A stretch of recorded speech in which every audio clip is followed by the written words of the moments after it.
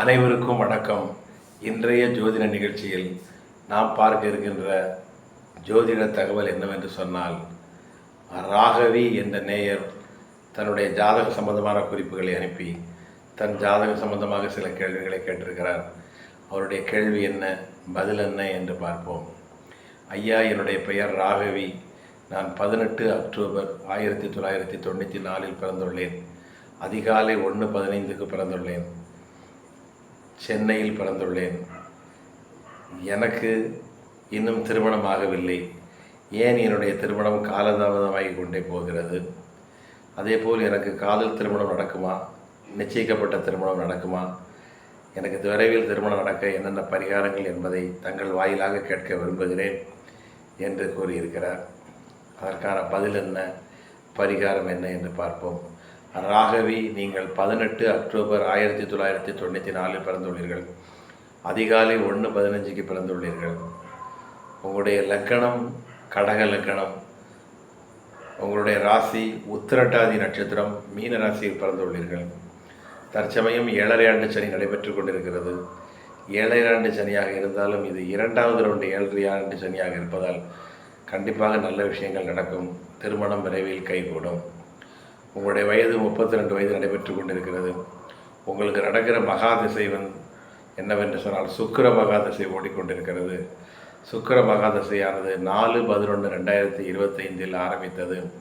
4/11/2045 வரைக்கும் சுக்கிர மகாதிசை நடக்கும். உங்கள் ஜாதகத்தில்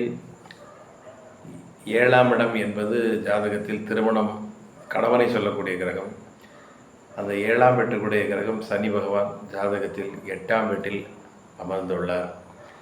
எனவே உங்களுடைய ஜாதியில், அதாவது உங்களுடைய இனத்தில் மாப்பிள்ளை கிடைக்க வாய்ப்பு மிகவும் குறைவு. கலப்பு திருமணத்திற்கு அதிக வாய்ப்புகள் உள்ளது. அதே சமயத்தில் 5ஆம் இடம் என்பது காதலி சொல்லக்கூடிய கிரகம். அந்த 5ஆம் வீட்டுக்குடைய கிரகம் செவ்வாய் லக்கணத்தில் நீச்சம் பெற்று பிறகு நீச்ச பங்கமாகி லக்கணத்திற்கு 7ஆம் இடத்தை பார்ப்பதால் விருப்பப்பட்ட திருமணத்திற்கு வாய்ப்பு அதிகமாக உள்ளது. அதுவும் முதலில் நீங்கள் யாரையாவது காதலித்தீர்களானால் அந்த காதல் கட்டாகிவிட்டு அடுத்தபடியாக வரக்கூடிய காதல் மூலமாக திருமணம் நடக்கும். ஏனால் 5ஆம் வீட்டுக்குடையவன் நீச்சமாகி நீச்ச பங்கமானதால் முதல் காதல் கட்டாகி 2வது வரக்கூடிய காதல் திருமணம் வரை செல்லும் என்பதில் எல்லளவும் சந்தேகமில்லை. எனவே உங்கள் ஜாதகப்படி கண்டிப்பாக காதல் திருமணம் நடக்கும். அடுத்தபடியாக கணவனுக்குரிய கிரகம் சனி பகவான் 8ஆம் வீட்டில் இருப்பதால் சற்று பிடிவாத குணம் உள்ளவராக உங்கள் கணவர் கண்டிப்பாக இருப்பார். உங்கள் ஜாதகம் கணவருக்கு யோகத்தை கொடுக்கக்கூடிய ஜாதகமாகும். உங்களை திருமணம் பண்ணியவுடன் அவருக்கு வாழ்க்கையில் வெற்றி மேல் வெற்றி கண்டிப்பாக கிடைக்கும்.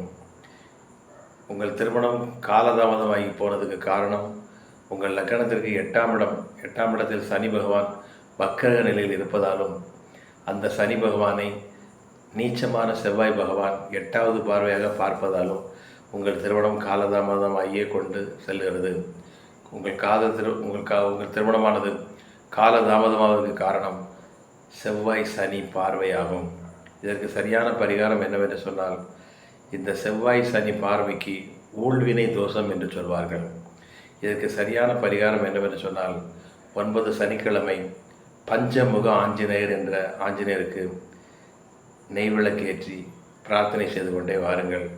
கண்டிப்பாக உங்களுக்கு காதல் மூலமாக திருமணம் கைகூடும். வாழ்க வளமுடன், ஆயுஷ்மான் பவ.